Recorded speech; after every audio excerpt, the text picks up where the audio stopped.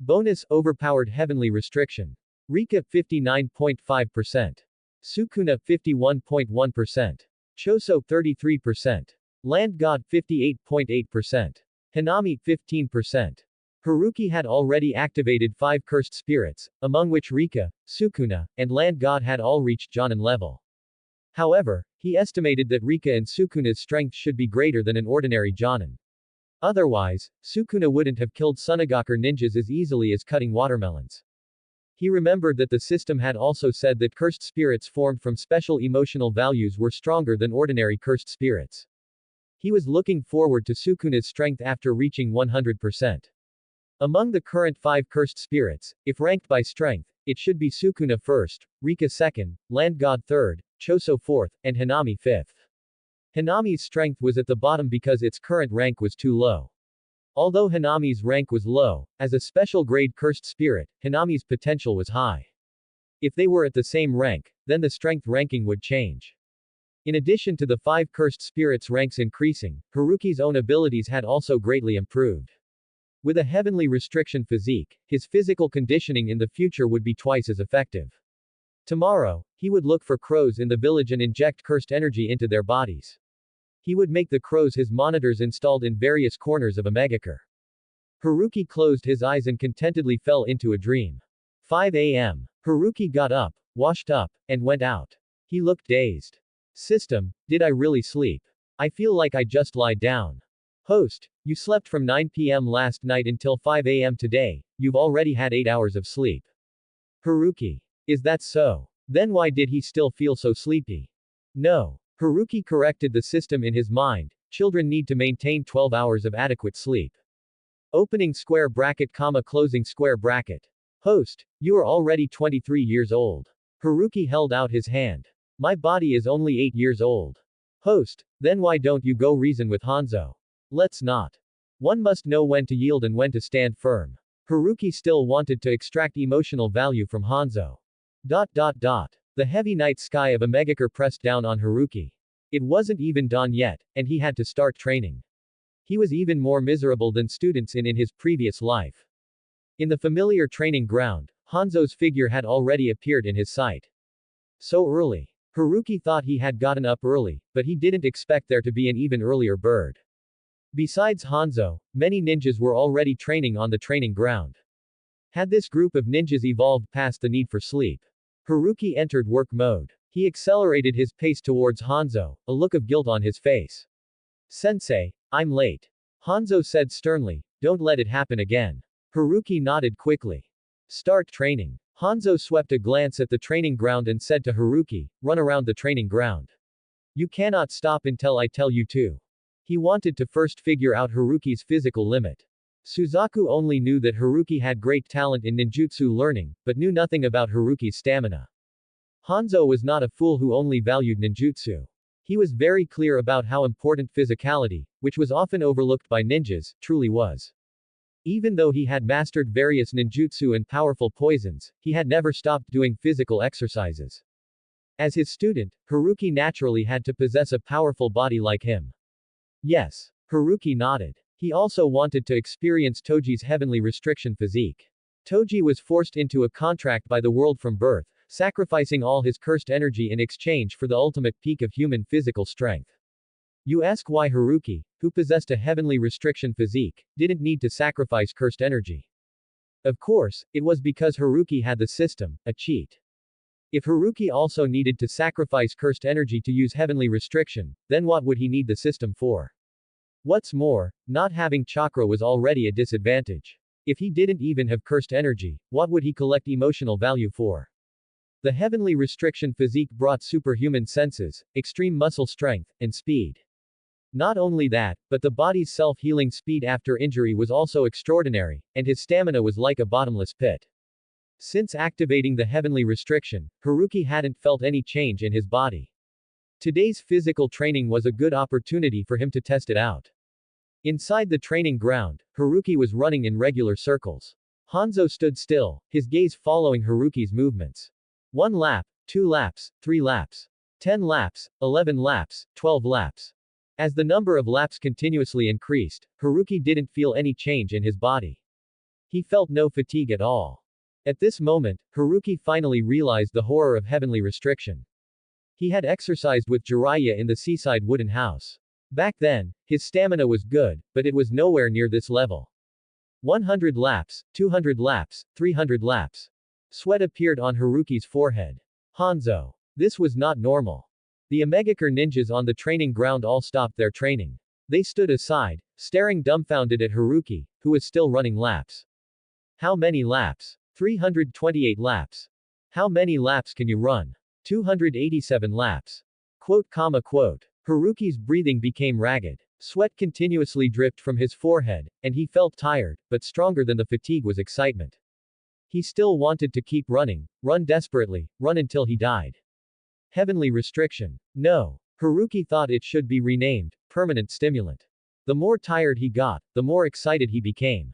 However, Haruki still stopped. Because he was hungry. Although his body didn't feel tired, the heavy sweating and excessive consumption made him extremely thirsty and hungry, in urgent need of replenishment. How many laps? The surrounding Omegakure ninjas asked blankly. 401 laps. The Omegakure ninja next to him answered just as blankly. Reached your limit. Hanzo looked at Haruki, who had stopped in front of him. Haruki shook his head, exceptionally honest, not tired, but hungry and thirsty. Hanzo. Haruki meant that if he had food and drink, he could continue running. Hanzo felt there was no need to test further. Haruki was a natural ninja. With an ultimate physique and extremely great ninjutsu talent, he was destined to become a powerful ninja renowned throughout the ninja world. Next, we will begin taijutsu training. Hanzo did not give Haruki any time to rest. In the short 2 minutes Haruki had stopped, he felt his body's strength had completely recovered. Quote. This was too overpowered. Haruki looked at Hanzo and nodded. Yes. A hint of satisfaction quickly flashed in Hanzo's stern eyes. Haruki's resilience made him pleased. Haruki was becoming more and more like his former self. Ding. System detected Hanzo's nostalgia value plus 500. Ding. Your cursed spirit Choso's rank has increased to 33.5%. Haruki estimated that Hanzo was once again giving himself too much credit. 1 hour later. Huff. Sweat flowed like a stream continuously from Haruki's forehead and temples, into the corners of his eyes, and then dripped from his chin onto the ground, like a localized light rain. Ever since Hanzo knew his stamina was good, the intensity of his training sharply increased. Hanzo abandoned conventional exercises and instead used sparring to train Haruki's reaction speed and enhance his combat experience. After each sparring session, he would teach Haruki combat techniques and have him apply them in the next sparring session. If he didn't have the heavenly restriction, Haruki estimated he would have been beaten to death by Hanzo on the training ground. Even if he wasn't beaten to death, he would have died from exhaustion. 10 comments 0 vote. Bonus rapid progress. Hanzo was filled with awe. What a powerful physique. The bruises left by his punches on Haruki's body quickly disappeared. Through his training, Haruki's punching speed became faster and faster, his strength greater and greater, and his angles more and more tricky. At this rate of growth, Haruki's taijutsu would probably surpass his own in less than 3 years. This could no longer be described as genius. He was a born ninja. Again. Hanzo's voice, muffled by his respirator, reached Haruki's ears, low and clear. Hanzo looked at Haruki, who was 3 meters away from him. Haruki's clothes were completely soaked with sweat. A light ring would squeeze out a lot of water. However, his eyes gleamed, like 2 flames burning. Hanzo liked the look in his eyes. Always revealing determination and an unyielding belief. Ding. System detected Hanzo's nostalgia value plus 100. Ding. Your cursed spirit Choso's rank has risen to 33.6%. No sooner had Hanzo's words fallen than Haruki's figure instantly transformed into an afterimage, disappearing from his original spot. He had fallen in love with the feeling of fighting with his bare fists. His whole body was boiling with excitement. He felt no pain, no fatigue, only excitement flowing in his blood, clamoring for battle. Haruki was momentarily puzzled. Was he too excited? But his fleeting thought was quickly drowned out by the fervor of battle. So fast. He is getting faster and faster. This is too amazing. Quote. At some point, the ninjas who had been training had all gathered around Hanzo and Haruki. They watched intently as Hanzo instructed Haruki in taijutsu, and the more they watched, the more shocked they became. Shocked by Haruki's terrifying learning speed and progress. Genius was not enough to describe Haruki's talent. No wonder Hanzo was willing to take him as a student. The floor beneath Haruki's feet exploded the moment he pushed off, sending shattered stones flying into the air. His figure, like an arrow released from a bowstring, instantly arrived before Hanzo. His fist brought with it a gust of strong wind. A straight punch went directly towards Hanzo's face. There were no superfluous flashy movements. A simple, ordinary straight punch. However, the air was compressed by this straight punch, emitting a cracking sound. One could estimate how astonishing the force of this punch was. A subtle hint of approval flashed in Hanzo's eyes. However, such a fast punch was easily blocked by Hanzo. The surrounding ninjas hadn't even seen Hanzo move, yet Haruki's fist was already enveloped by Hanzo. The watching Omegakure ninjas didn't see it, but Haruki saw it clearly. The moment his fist struck towards Hanzo, Hanzo moved. However, his movements were extremely small. A side step and an arm raise, and Haruki's fist crashed into his palm.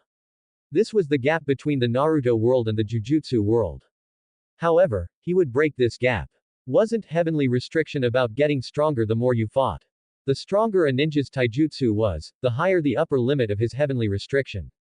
Hanzo felt his lips tremble from Haruki's force, his calm voice entered Haruki's ears. One strike missed, continue the pursuit. In close combat, dense attacks were the most rigorous defense. Once you stopped, you gave the opponent an opportunity to counterattack. Haruki did not forcibly pull his fist out of Hanzo's hand. He spun in the air, his left leg sweeping out like a steel whip, aiming for Hanzo's chest. Hanzo's composure was not broken. He lowered his body, and Haruki's leg whip swept over his head. His elbow struck towards Haruki's chest. At such close range, there was no avoiding it. A sharp pain came from his chest, and Haruki's body flew backward. He quickly adjusted his posture in the air, landing firmly on the ground with both feet. Hanzo's strike left a large bruise on his chest. It hurt, but it didn't injure his internal organs or bones. Haruki suspected Hanzo had done it on purpose, intentionally wanting to teach him a lesson. Such a minor injury didn't require reverse curse technique. The powerful self-healing ability of his heavenly restriction physique would make the bruise disappear quickly. As expected of Hanzo-sama. Hanzo-sama is indeed formidable. Quote. The Omegakure ninjas looked at Hanzo with burning eyes. Haruki's progress is truly fast. At first, his punches were clumsy, but now his speed and power have already reached this level. Yes. If he continues training like this, Haruki will soon be able to defeat us in taijutsu, won't he? Hiss. The Omegakure ninjas immediately felt a strong sense of crisis. What kind of thing was it to be defeated by a child like Haruki? I'm going to train. Me too. Haruki is so amazing, we can't lose either. Quote. The watching Omegakure ninjas dispersed, and began to train frantically. Hanzo, like a machine, repeated, continue. Haruki had no choice but to act again. His speed was still astonishing, faster than before, and his steps lighter. He no longer rushed straight towards Hanzo like last time, but moved at high speed around him, creating a blurry circle of afterimages to interfere with Hanzo's vision. Haruki's figure suddenly appeared behind Hanzo, his fist aiming to strike him. Just as Hanzo raised his hand to block, Haruki immediately withdrew his hand, clenching his other hand into a fist, and striking towards Hanzo's head. Bang! Another dull thud. Haruki's fist did not land on Hanzo's head but Hanzo's fist landed on his chest. Haruki felt as if he had been hit by a charging rhinoceros. His chest was throbbing with pain and numbness, and his body rapidly flew backward. Seeing that he was about to violently crash into the iron wall of the training ground, Haruki did a backflip, landing steadily on the ground. Again. Hanzo uttered those words again. Haruki. From 5 in the morning to 12 noon, a full 8 hours, Haruki finally got an hour of rest. Haruki's morning training was equivalent to half a year of training for an ordinary ninja. Many of the watching ninjas had their mentality collapse. Haruki, oblivious and uncaring, dragged his stomach, which was cramping from hunger, to the ninja cafeteria in the village to find food. It was mealtime, and he met many acquaintances along the way. The news of him becoming Hanzo's apprentice had already spread throughout Omegakure. Coupled with going to the battlefield to save people yesterday, his name had reached a point in Omegakure where no one was unaware of it. Haruki. Yushi looked at Haruki, who seemed to have been pulled out of water, and exclaimed in surprise. Haruki was queuing for food when he heard his voice, turned to look at him, and showed a smile. His eyes suddenly lit up, and he saw Suzaku behind Yushi. Brother Suzaku. He waved and called out. Yushi. He looked at Suzaku with dissatisfaction. Suzaku gave Yushi a faint glance and walked to Haruki's side. Did you train this morning? Suzaku looked at his sweaty hair and said, don't be in a hurry. Strength can't be improved in a single day. Haruki thought that Suzaku's words should be said to Hanzo. He looked at Suzaku sincerely and said, I want to become strong as soon as possible to protect brother Suzaku. Suzaku avoided his gaze. Ding. System detected Suzaku's nostalgia value plus 1000. Ding. Your cursed spirit Choso's rank has risen to 34.6%. I don't need your protection. Suzaku said. Yushi passed Suzaku, glaring at him. He didn't know how good he had it. 10 comments 0 vote. Sword. After lunch, Haruki returned to the training ground. When he arrived, Hanzo was already standing there, having waited for him for an unknown period. Haruki gained a new understanding of Hanzo's strictness. In the afternoon, Haruki only learned ninjutsu with Hanzo for 2 hours. After personally witnessing Haruki's speed in learning ninjutsu, Hanzo no longer forced Haruki into high-intensity ninjutsu training. In Hanzo's eyes, Haruki's training of curses was more important than all other things. So, Hanzo left the remaining time entirely for Haruki to explore his personal power. Hanzo himself returned to his office to handle the affairs of Omegakure. As the leader of Omegakure, Hanzo naturally could not spend an entire day instructing Haruki. As soon as Hanzo left, Haruki's heart grew wild. As the cursed spirit mother, why would he need to practice with curses? Host, I am truly relieved, you are becoming more and more like a mother. Haruki. After confirming Hanzo had left, Haruki also left the training ground. He wanted to explore Omegakure and see if he could find crows. He was eager to try out his black bird manipulation technique. Rain fell on the steel pipes of Omegakure and on the pristine streets. Haruki, wrapped in a dark raincoat, looked up at the lead-gray sky. The rain in Omegakure was too frequent. Living in such a cold, damp environment year-round must affect one's mental health. This was evident from the later twisted mindsets of Hanzo and Nagato.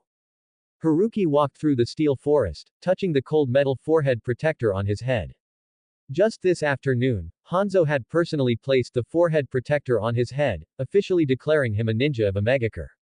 Haruki's gaze shifted around. He clearly noticed that the number of people in Omegakure had increased. It was more than when he had first arrived here. The streets were no longer deserted and empty. Occasionally, 2 figures walked past Haruki. A vigorous furnace fire suddenly shot out from a nearby house. The sparks were quickly extinguished by the continuously falling rain. Haruki stopped and looked at the house from which crisp hammering sounds emanated. It looked like a blacksmith's shop. Haruki walked into the house, and a wave of warmth washed over him, making his face feel tight. Who is it? A shirtless man appeared before Haruki. Sweat dripped from his bulging muscles. He held a hammer in one hand and a long sword in the other. His gaze fell on Haruki, and he widened his eyes in surprise, shouting, Haruki. Haruki looked at the familiar face of the man before him. Wasn't this Yuma? He also worked as a blacksmith. He was too diligent. Why are you here? Yuma knelt before Haruki, looking at him. Since it was an acquaintance, it would be easier to handle things, and he might even earn something. Haruki said to him, I want to ask you for a favor. Yuma agreed without even asking. No problem. Haruki had saved him countless times. No matter what the favor, he would do his best for Haruki. Haruki scratched his head awkwardly and said, I want to ask you to help me look at my sword. Yuma smiled helplessly when he heard this. He thought it was some big favor, but it turns out it was just such a small matter. Bring the sword over. I'll take a look for you first. Yuma put down the sword in his hand and said to Haruki. Haruki nodded, turned, and ran towards the door, shouting as he ran, I'll bring the sword right away. Yuma stood up, nodded at him, and opened his mouth as if to say something, but Haruki's figure quickly disappeared from his sight. Be careful on the way. These 5 words flowed from Yuma's mouth, and only he could hear them. He picked up the sword from the ground and placed it aside. The weapons hanging on the wall were all repaired. After each battle, the ninjas in the village would bring their damaged weapons to him for repair. Haruki quickly brought his sword over. Yuma drew the sword from its sheath, and when he saw the cold, deep blue light reflected on the sword, he exclaimed, what a fine sword. Haruki looked up, expectantly at Yuma. Really? I picked this up on my escape, and I thought it was unusable. Yuma shook his head and explained to Haruki, it's not unusable, it just hasn't been sharpened yet. After I sharpen it for you, it can be used. Haruki smiled brightly and said in surprise, that's great. This way I can practice my sword skills. Yuma looked at the long sword in his hand, then at the cheerful Haruki, and he frowned. It's too early for you to train with this sword at your current age, you might get injured during practice. It's okay. I'm not afraid. Haruki's eyes sparkled with firm and fearless light. Yuma paused, and he advised, training cannot be rushed. His words were interrupted by Haruki before he could finish. I want to grow up quickly. Haruki looked at Yuma intently, saying each word clearly, I not only want to heal everyone in the rear, but I also want to protect everyone on the front lines. Ding. System detected Yuma's affection value plus 2000. Your accompanying cursed spirit Rika's rank has increased to 59.7%. Yuma was touched. Even though he already knew what a sensible child Haruki was, he was still moved by him every time. He couldn't bring himself to pour cold water on Haruki's enthusiasm even though he was very worried about Haruki's safety. Okay, come pick it up at dinner time. Yuma said to Haruki.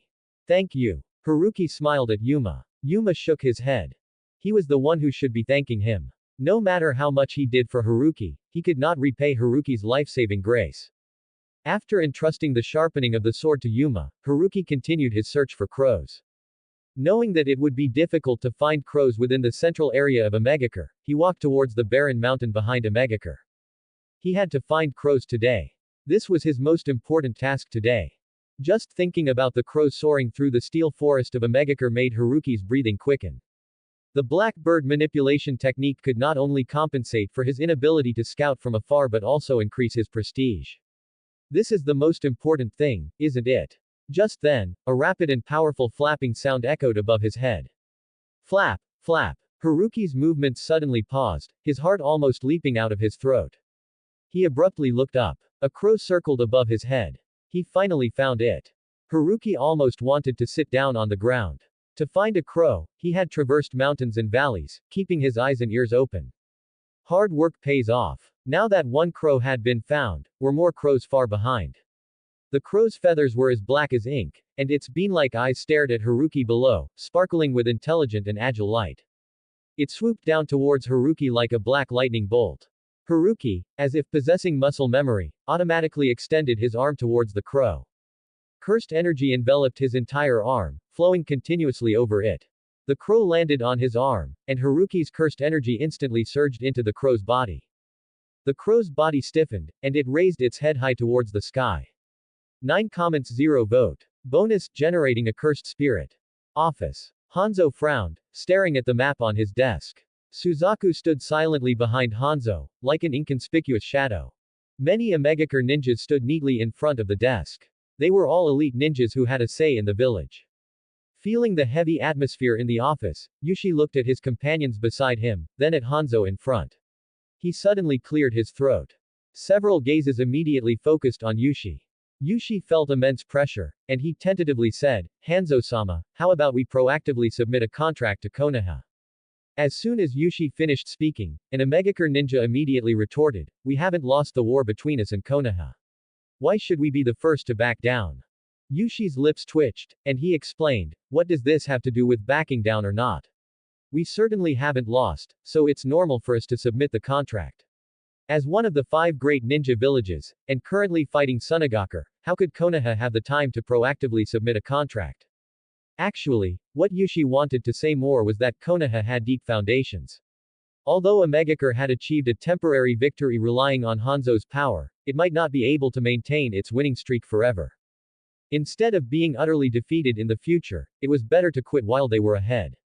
As long as Konoha acknowledged Omegakure's status and signed a non-aggression pact with them, it would suffice. Now that Konoha was fighting Sunagakure, if Omegakure proactively submitted a contract, Konoha would likely sign it. Saying these words would too much diminish their own prestige, so Yushi chose to express his meaning in a subtle way. Hanzo glanced at Yushi, and Yushi felt as if his thoughts had been seen through by Hanzo. Yushi had a clear conscience. He was also thinking for Omegakure. At this moment, a crow landed on the office window. The crow tilted its head, pecked at its feathers, and shrewdly watched the people talking in the office. An ordinary crow, not a summoning beast. Suzaku checked it and then told Hanzo. Hanzo nodded slightly, his gaze sweeping over the Omegakure ninjas in front of him. As Yushi said, submit a contract to Konoha. Hanzo made the final decision. The current war between Konoha and Sunagakure was escalating, and they would not choose to antagonize Omegakure. This was also Hanzo's consideration. Once the war between Konoha and Sunagakure stopped, wouldn't they be free to continue fighting Omegakure? Hanzo's ultimate goal was to drive out the ninjas of the great nations in the Land of Rain, not to continuously fight the great ninja villages. The Omegakure ninja who originally wanted to refute immediately swallowed his words. Yes. The crow circled and landed on the railing of a single apartment balcony. On the tatami mat in the living room, Haruki stroked his chin, recalling the scene he had just witnessed in Hanzo's office. Omegakure and Konoha were going to sign a contract. Haruki vaguely remembered that the chaotic situation in Omegakure hadn't ended this quickly. However, although they had decided to sign a contract, the final result was not yet determined. Haruki still had a chance. The battlefield, for him, was the perfect place to collect emotional value. He couldn't bear for the war to end like this. But even if the war between Omegakure and Konoha ended, there was still Sunagakure eyeing them from the side. Glancing at the increasingly dark sky outside the window, Haruki went out to retrieve his sword. At Yuma's blacksmith shop, Yuma took down Haruki's sword, which was hanging on the wall, and handed it to Haruki. Haruki took it with both hands, one hand on the hilt. With a clang of metal, the long sword was unsheathed. The blade slowly revealed itself, displaying a deep, inky black color. A faint blue light flowed on the blade, like lightning tearing through the night. The edge of the sword was so thin it was almost invisible, condensing a bone-chilling cold light. Under the firelight, it was so sharp that it made Haruki's eyes sting slightly. He was satisfied. He looked at Yuma in surprise and said, "The sword is so sharp." "Thank you." Yuma smiled slightly. He was clearly a burly man with over-the-top muscles, but sometimes he was unusually shy. "The sword is too sharp, be careful when you practice with it." Yuma reminded him. Haruki nodded heavily. "I will." He slung the sword behind his back, full of fighting spirit. "I will practice well, work hard to become stronger and become a powerful ninja that everyone can rely on." Yuma looked at Haruki, thinking that he had already become a powerful ninja that everyone could rely on. Haruki's medical ninjutsu gave all the Omegakure ninjas a second life. On the battlefield, he was the confidence that allowed the Omegakure ninjas to fight without restraint. His thoughts were overflowing, but Yuma couldn't bring himself to say them directly. Ding. System detected Yuma's affection value plus 1000. Your companion cursed spirit Rika's rank has increased to 59.8%. Haruki glanced at Yuma. It seemed Yuma had a lot of internal thoughts. "I'm leaving first, brother Yuma." Haruki waved at Yuma and ran out of the blacksmith shop. Yuma chased to the doorway, and the words he hadn't said at noon finally blurted out, "Be careful on the way." "I know." Haruki looked back halfway, continued to wave at him, and his figure quickly disappeared from Yuma's sight. Yuma breathed a sigh of relief. He hadn't expected that he would actually say it. Haruki weaved through the steel pipelines of Omegakure and soon arrived at the training ground. When he arrived, a familiar figure was already standing in the rain. Quote. Hanzo really loved to launch surprise attacks. What was the difference between Hanzo and Haruki's homeroom teacher in his previous life? "You didn't have training this afternoon, where did you go?" When Haruki stood still in front of him, Hanzo sternly questioned him. After finishing his political affairs, he came to the training ground to check Haruki's training progress, but he didn't even see a trace of Haruki. Had Haruki forgotten yesterday's promise so quickly? Haruki took down the long sword from his back and held it in his hands. "I went to get my weapon. I didn't mean to be lazy. I've already practiced my curses, and for the rest of the time, I want to practice swordsmanship and become a powerful swordsman like Hanzo-sama." The more he spoke, the more his voice trembled. Hanzo hadn't expected this to be the reason, and his fingers curled at his sides. Looking at Haruki's teary eyes, Hanzo's heart felt as if it was squeezed by an invisible hand. Ding. System detected Hanzo's guilt value plus 5000. Not enough to generate a cursed spirit, guilt value has been stored. Ding. System detected Hanzo's affection value plus 2000. Your companion cursed spirit Rika's rank has increased to 60%. Haruki noticed the system's wording. What does generate a cursed spirit mean? Didn't it used to be activate a cursed spirit? 8 comments 0 vote. Battling Hanzo. Congratulations, host, you've asked a crucial question. Let me reiterate, this system is called the Cursed Spirit Mother Assistance System. Since you, the host, are the Cursed Spirit Mother, you can give birth to different cursed spirits from the various emotions produced by humans. Cursed spirits awaiting activation, or cursed spirits that already exist, while cursed spirits awaiting generation, or new cursed spirits born from new emotions. Haruki gasped. So that means. Haruki immediately asked, since I am the Cursed Spirit Mother, can I curse already deceased people to become my cursed spirits? Just like his companion cursed spirit, Rika.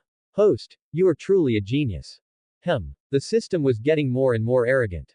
Host, what I mean is, you are truly a genius. Quote. Haruki urged, stop talking nonsense, just tell me if it's possible.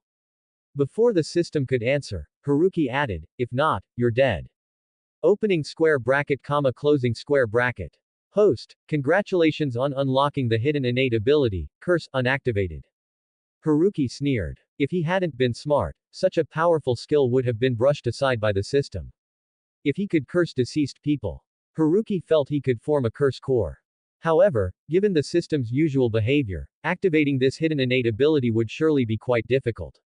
He still needed to collect more emotion points. The sword was given to me by Big Brother Yuma. I promise I won't run off during training anymore. Sensei, please don't be angry with me. Haruki lifted his head, his watery eyes gazing at Hanzo, carefully tugging at Hanzo's clothes. Hanzo sighed inwardly. He had been prejudiced. Haruki hadn't done anything wrong, yet he had misunderstood him. Hanzo took a deep breath and said, tomorrow, I will teach you swordsmanship. Haruki understood what Hanzo meant. Hanzo was giving him a way out. Thank you, Sensei. I will definitely follow Sensei and learn swordsmanship diligently. Haruki promised earnestly. As if remembering the previous scene, he quickly added, I won't run around anymore. I'll definitely listen to Sensei and stay in the training ground. Ding. System detected Hanzo's guilt value plus 3000. Not enough to generate a curse spirit. Guilt value has been stored. Hanzo's voice came from behind his respirator. I misunderstood you. A flicker of surprise crossed Haruki's mind. He hadn't expected Hanzo to apologize. It was my fault. Haruki lowered his head and said, I acted without telling Sensei. Haruki felt a touch on his head. Hanzo was actually patting his head. But Hanzo's hand was as stiff as a zombie's, like a robot that had been given a command. Hanzo's tenderness lasted only a minute. He quickly reverted to the stern, unsmiling teacher from the morning. Tomorrow morning at 5, training will be here again. The next day, 5 in the morning. The training ground was dim, still in the dark hours before dawn. There were even more Omegakure ninjas in the training ground than yesterday. When Haruki arrived, these Omegakure ninjas had already started training. Each one seemed full of vigor. They're really energetic. Haruki mused in his mind. He stood in front of Hanzo and called out, Sensei. Today, Haruki had specifically asked the system to time him. He wasn't late. In fact, he arrived at the training ground a minute early. Hanzo's eyes showed no extra emotion as he said, before training, attack me with all your strength. Let's see how much you've improved compared to yesterday. Yes. Haruki also wanted to test the power of Divergent Fist and Black Flash. Haruki and Hanzo moved apart. Haruki's right foot slightly receded, and his body's center of gravity lowered. Seeing their stances, the surrounding Omegakure ninjas simultaneously stopped their training and quickly gathered around them, starting to watch the fight. Raindrops slid off Hanzo's body. Only a pair of sharp eyes were visible on his face, which was covered by the respirator. He stood silently in the rain, unmoving like a mountain, waiting for Haruki to initiate the attack. Hanzo and Haruki stood 10 meters apart, confronting each other, the air seemingly solidified. The watching Omegakure ninjas involuntarily grew tense. Although it was just a test of Haruki's strength, the atmosphere felt like that of a life-and-death battle. Since Hanzo was waiting for him to make the first move, Haruki wouldn't be polite. He had never been one to adhere to so-called honor. Haruki's figure blurred into an afterimage in the rain. The accumulated water in the puddles under his feet exploded. The terrifying speed brought by the instantaneous burst of pure physical strength and cursed energy allowed him to cross the 10-meter distance in an instant, appearing in front of Hanzo. So fast. Faster than yesterday. This growth rate is too unbelievable. Quote. The Omegakure ninja's pupils followed Haruki's figure, and they continuously let out exclamations. Haruki's right fist was enveloped in condensed, almost solid blue cursed energy. His fist tore through the rain, carrying a sharp whistling sound, heading straight for Hanzo's face. He believed in Hanzo's strength. If Hanzo's respirator was shattered by him, then Hanzo could give the title of demigod to Haruki. Hanzo's eyes showed no ripples. Haruki's speed and punch were both within his expectations. However, he was very pleased with Haruki's growth rate. The instant the fist was about to land on Hanzo's face, Hanzo's left foot subtly slid back half a step, smoothly brushing past Haruki's fist without causing Hanzo any harm. While dodging Haruki's fist, Hanzo's arm extended like a venomous snake, his 5 fingers forming a claw, precisely grasping at Haruki's right shoulder joint. Hanzo's movement seemed light, but his fingers could almost crush stone. Hanzo's evasive action was also within Haruki's expectations, and he was already prepared for Hanzo's counterattack. Today's Haruki was no longer the rookie from yesterday. He forcefully twisted his waist, his body fully capable of keeping up with his brain's speed. His left leg, like a steel whip, fiercely kicked towards Hanzo's knee. A hint of approval flashed in Hanzo's eyes. His outstretched right hand changed from a claw to a palm, his arm sinking, his elbow precisely blocking Haruki's sweeping lower leg.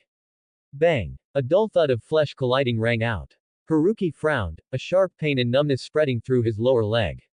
He took the opportunity to distance himself from Hanzo, staring at Hanzo's elbow. Was that thing made of rebar? Fortunately, his physique was special, and the pain and numbness disappeared instantly. Haruki raised an eyebrow in surprise, a heavenly restriction physique was truly amazing. Hanzo lowered his arm. A ninja's physique was forged through countless trials. At first, he would also feel intense pain, but when thick calluses covered his body layer after layer, it became difficult to feel pain anymore. End of chapter. Read 30 advanced chapters on patreon.com/Astralicity. 100 PS equals 1 bonus chap. 7 comments 0 vote. Bonus, testing Black Flash and Divergent Fist. Haruki took a deep breath, suppressing the excitement within his body. Heavenly restriction was good in every way, but perhaps due to the influence of his physique, Haruki vaguely felt himself developing into a battle maniac. This went against his principle of fighting if he could, and running if he couldn't. Therefore, Haruki forced himself to calm down when he got caught up in a fight lest his battle enthusiasm ever erode his rationality, leading him to his own demise. Icy air mixed with rainwater rushed into his lungs, and Haruki's scalding blood slowly began to cool. Unlike his cooling blood, the cursed energy within Haruki's body began to flow at high speed. He clenched his fists, and cursed energy continuously compressed within his body. The blue cursed energy covering his fists suddenly became dazzling, like burning ice flames. Haruki's gaze locked onto Hanzo, and his figure once again vanished from his spot, moving even faster than before. Hanzo narrowed his eyes, precisely capturing Haruki's every movement. In a blink of an eye, Haruki had already arrived in front of Hanzo. Hanzo detected a subtle difference. The same attacking posture, but the power was different. A dangerous aura was brewing. Now, Haruki's eyes suddenly burst forth with astonishing brilliance.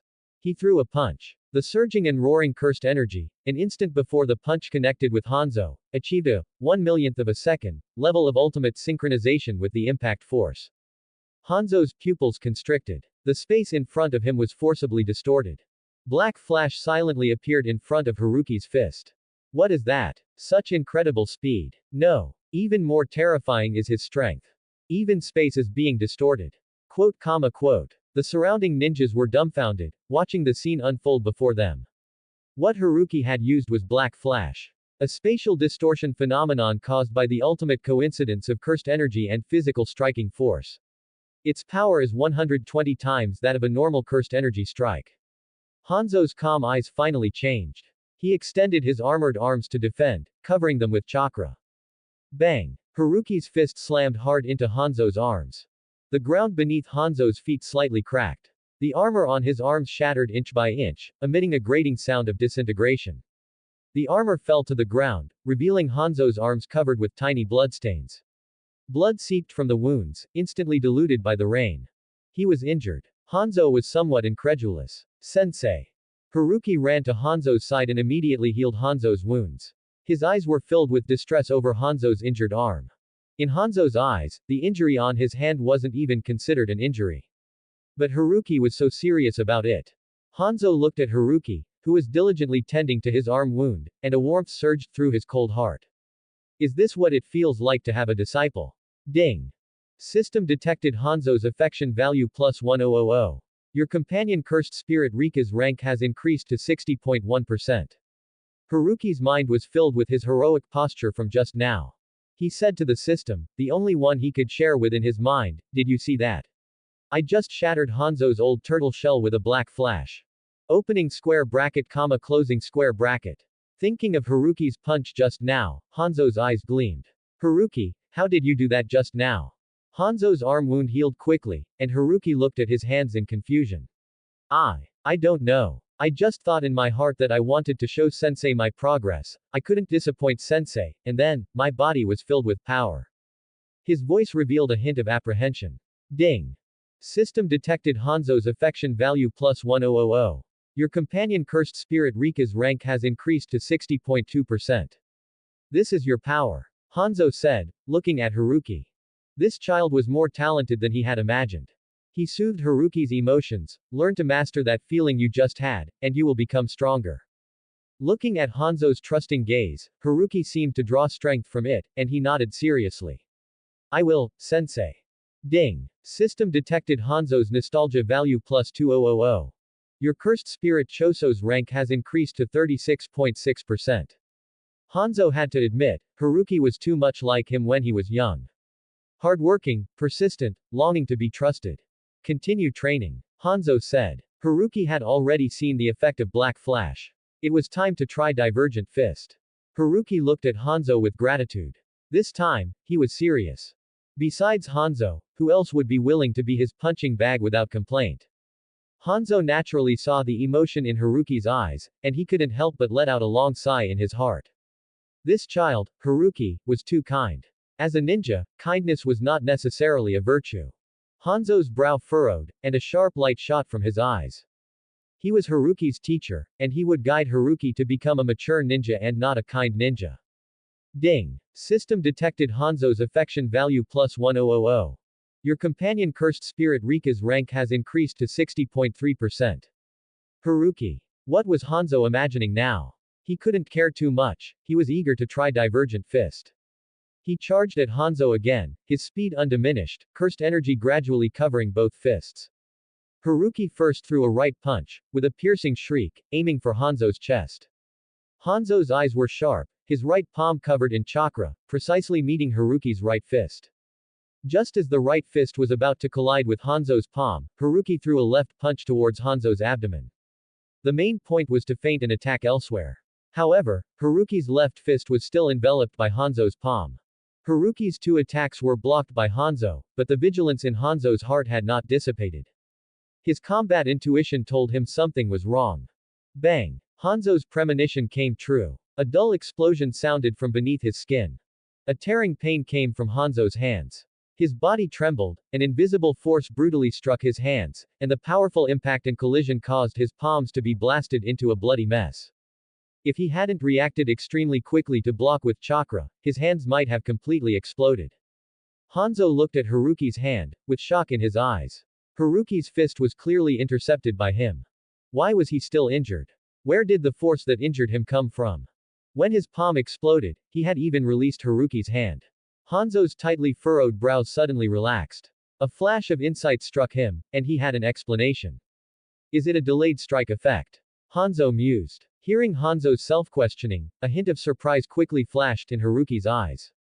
Hanzo had guessed correctly. After a physical strike hits, the cursed energy effect is delayed, causing a secondary strike. This is Divergent Fist. 15 comments 0 vote. Peace treaty. Sensei, I'm sorry. Haruki quickly ran to Hanzo's side and began to treat the wound on his hand. I've caused you to get hurt again. His brows were tightly furrowed, his lips pressed into a straight line, looking utterly remorseful. Hanzo looked at the rapidly healing wound on his palm and said to Haruki, it's common to get injured in battle. You should be happy that you could injure me, because you have gotten stronger again. Haruki, however, didn't dare to think so highly of himself. The reason he could injure Hanzo was that Hanzo willingly became a punching bag.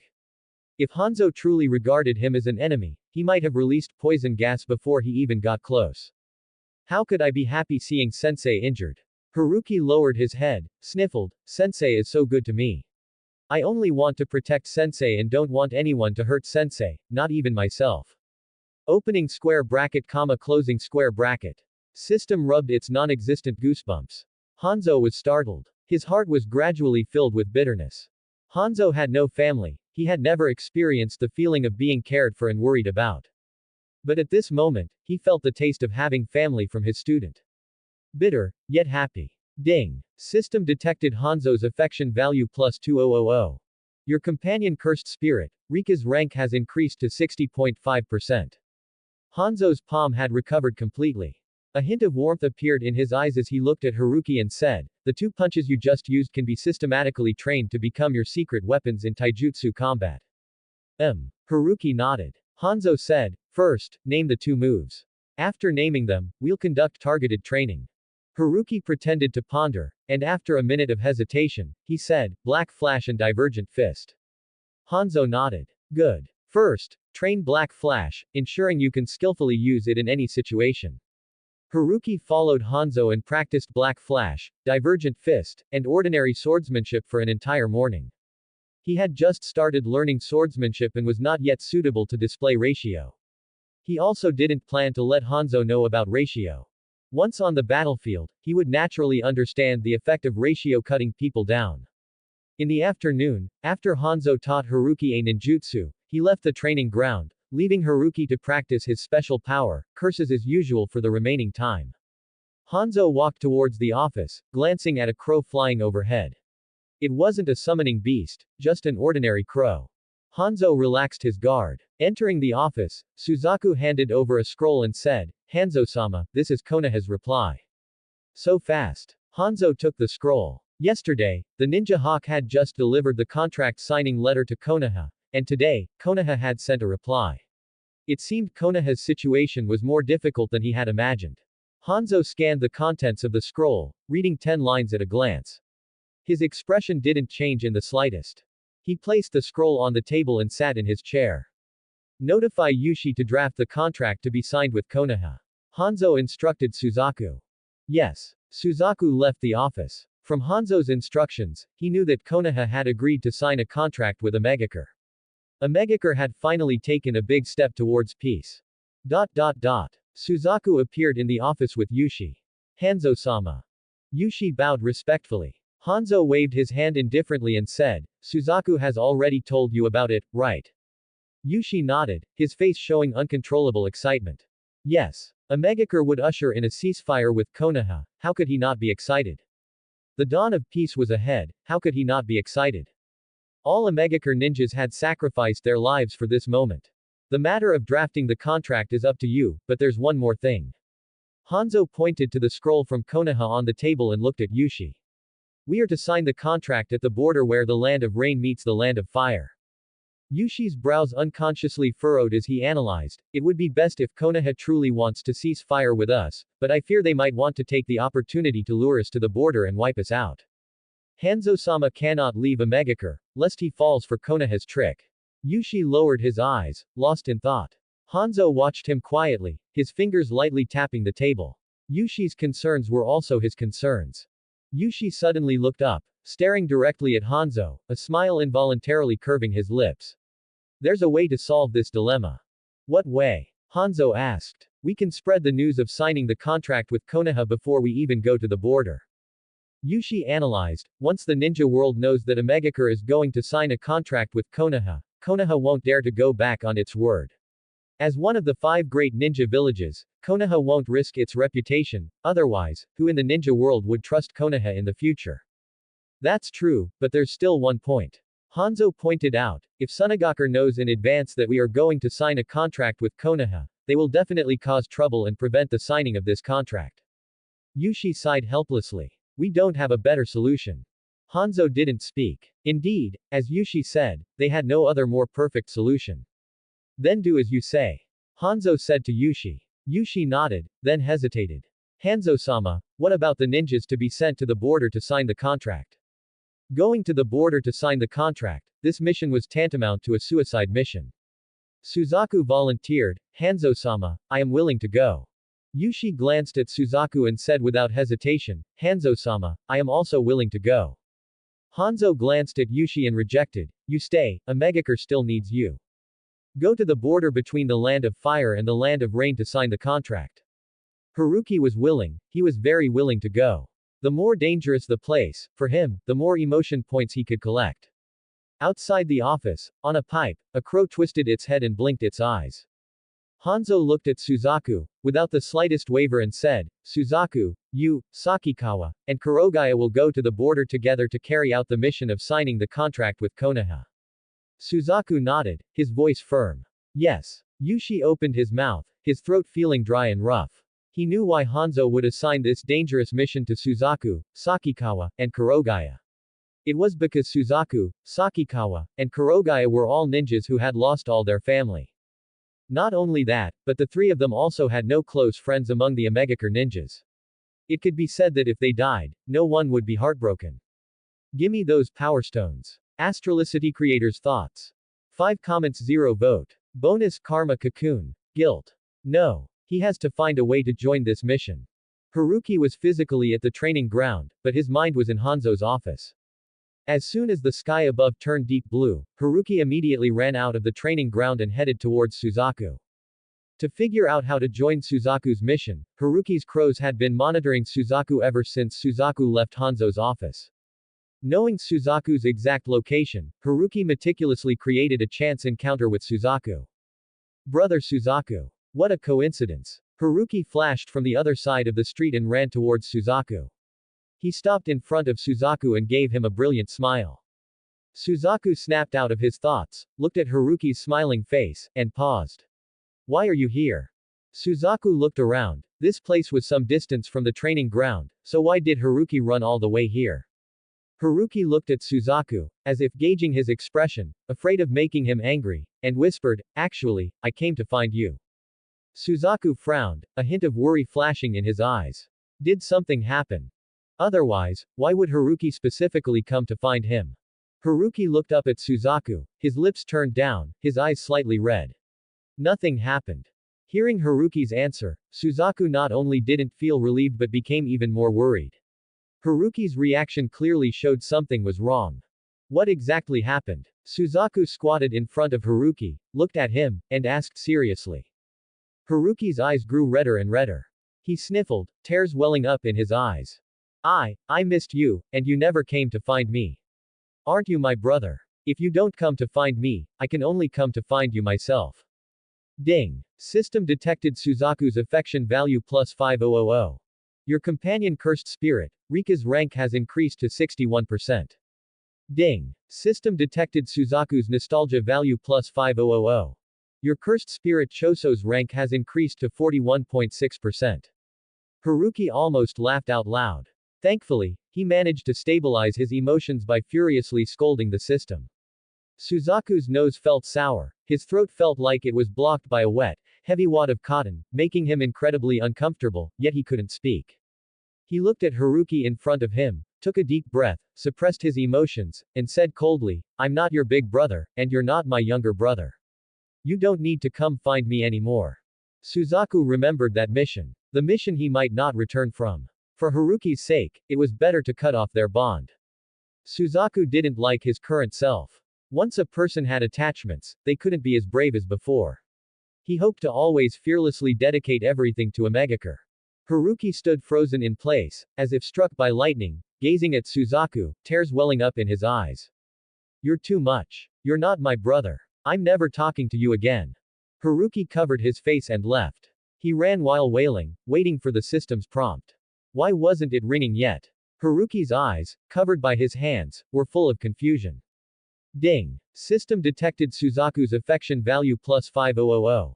Your companion cursed spirit, Rika's rank has increased to 61.5%. Ding. System detected Suzaku's guilt value plus 5000.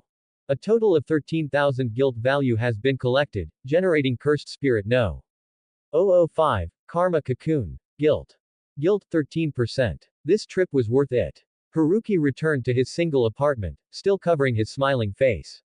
Only when the door closed did he dare to lower his hands, revealing his smiling face. Haruki plopped down on the tatami and questioned the system in his mind. What abilities does this generated cursed spirit, guilt, have? Host, please check the personal information page. On the personal information page, click on guilt's avatar to get its related information. Karma cocoon. Guilt. Origin. Long-term accumulated guilt arising from broken promises, betrayed trust, failure to prevent tragedies. Cursed technique. Karma rebirth. Activated chains extend from the cocoon and pierce the enemy's body, forcing the enemy to share the cursed spirit's guilt and pain, amplifying the enemy's guilt and pain until their mind collapses. Their physical body and soul will be absorbed by the cursed spirit and converted into the cursed spirit's guilt power.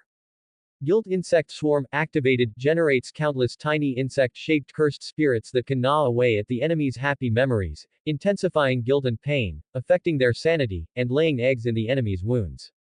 After hatching, the eggs feed on the enemy's energy, nourishing the cursed spirit, until the enemy's mind is consumed by guilt, leading to brain death. Oath scale. Activated at rank 80%, forces the target into guilt settlement. The cursed spirit expands a domain-like barrier 10-meter radius, and a giant golden scale appears in the air. The enemy is forced to materialize their most painful guilt memory as a weight and place it on one side of the scale.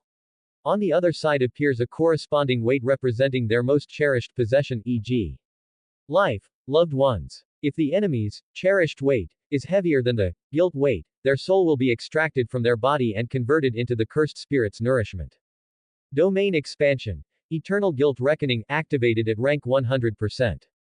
What is this? Haruki was dissatisfied. Why does a specified rank need to be reached to activate certain curse techniques? Rika and Sukuna didn't have this rule, did they? He suspected this was a private setting added by the system. Host, Rika and Sukuna are pre-existing cursed spirits, while guilt is a generated cursed spirit. They are different. You mean all generated cursed spirits are like guilt? Their cursed techniques need rank advancement to activate. Yes, host. Host, please calm down. Only generated special grade cursed spirits have this rule. If it's below special grade, the cursed techniques are all activated the moment the cursed spirit is generated. Then I'd still rather have special grade cursed spirits. Anyway, whether it's special grade or grade 1 cursed spirit, they all need rank advancement. Might as well choose the one with a higher upper limit. Host, the system generates cursed spirits based on human emotions. If it's ordinary emotions, only cursed spirits below special grade will be generated. He forgot about that. Haruki closed his eyes. 9 comments 0 vote. Let's go gambling. A cursed spirit was generated, so it wasn't a completely fruitless day, but Haruki's main goal was not achieved. That was to join Suzaku's mission. It was almost impossible to get Hanzo's permission openly. Haruki was very clear about his own value. Hanzo would not agree to him taking risks. Not only Hanzo, but also the 3 executors of this mission, Suzaku, Sakikawa, and Kurogaya, would not agree. So, can he only sneak out like last time? Haruki stroked his chin. Although this method had a high risk of being discovered, the success rate was also high. Who was Haruki? A pure gambler. Bro is Hikari's skull. In this situation, he unhesitatingly chose to take a gamble. He bet that by the time Hanzo discovered his absence, it would already be too late. His crows had been monitoring Suzaku, Sakikawa, and Kurogaya. He knew exactly when they would depart. After planning, Haruki lied peacefully on the bed. This mission was dangerous. To ensure his safety, he had to work hard tomorrow to collect emotional values and raise the rank of each cursed spirit. Noon the next day. As soon as Hanzo left the training ground, Haruki followed him out. However, their directions were completely opposite. Hanzo proceeded as usual to his office to handle the political affairs of Omegakure. Haruki, on the other hand, walked towards the gate of Omegakure. Haruki. The Omegakure ninja on duty at the gate happened to be Mizuna, whom Haruki had saved on the battlefield. In fact, most of the ninjas in the entire Omegakure had been saved by Haruki. Mizuna looked at Haruki, who had appeared at the gate, in surprise. He looked around Haruki, confirmed that only Haruki was there, and then asked curiously, "How did you get here?" "I want to go out and find someone." Haruki said, "When I was wandering before, I had 3 friends who were also orphans, and I want to go see how they are doing." Mizuna was silent for a while. Of course he knew Haruki's past, no one didn't know Haruki's past. Haruki was a victim of the war in the Land of Rain. After his parents sacrificed themselves on the battlefield, he wandered alone in the Land of Rain. Mizuna's silence, besides feeling sorry for Haruki's past experiences, also had a more realistic and cruel reason. It was highly likely that the children who were orphans like Haruki had died during their wandering. Mizuna couldn't figure out how 3 orphans could survive in a war-torn environment. But when he saw Haruki's hopeful eyes, he couldn't bring himself to speak. No matter how outstanding Haruki's talent was, or how powerful his medical ninjutsu was, he was still a child, and he held a childlike innocent view of everything. How could Mizuna bear to shatter his innocence? If Haruki knew the truth, he would be very pained, wouldn't he? Rather than letting Haruki suffer, it was better to let him search. If he couldn't find them, at least there would be a comforting excuse. I'll go with you. The only thing Mizuna couldn't rest assured about now was Haruki's safety. A joke, could Haruki let Mizuna meet Jiraiya? Wouldn't that be like dry wood meeting a raging fire? No need. Brother Mizuna still has work, right? I can do it myself. Haruki assured Mizuna. Mizuna looked at the other ninja on duty. His work was indeed hard to put off, and the duty task was too heavy to leave to one person alone. Seeing the hesitation on Mizuna's face, Haruki struck while the iron was hot and said, and maybe I'm even more powerful than Brother Mizuna. I've learned so many things from Sensei now. Looking at Haruki's conceited appearance, Mizuna was stunned and couldn't help but laugh. That's right. How could he forget Haruki's talent? Perhaps Haruki's strength now already surpassed his. Mizuna painstakingly reminded him, you can't leave the range of a Megakure, understand? If you can't find them, come back, and you must return to the village before dark, otherwise I'll tell Hanzo-sama. Haruki immediately nodded. Okay. After seeing that he really listened, Mizuna opened the iron gate. Haruki jumped out of the iron gate and waved to Mizuna. I will definitely be back before dark. He ran towards the distance. Jiraiya, Yahiko, Nagato, Konan, wait for him. He's back to collect emotional values. Seaside wooden house. Konan propped her chin, sitting by the shore, looking at her reflection in the seawater. I wonder how Haruki is doing now, there's no news at all, Konan sighed with emotion.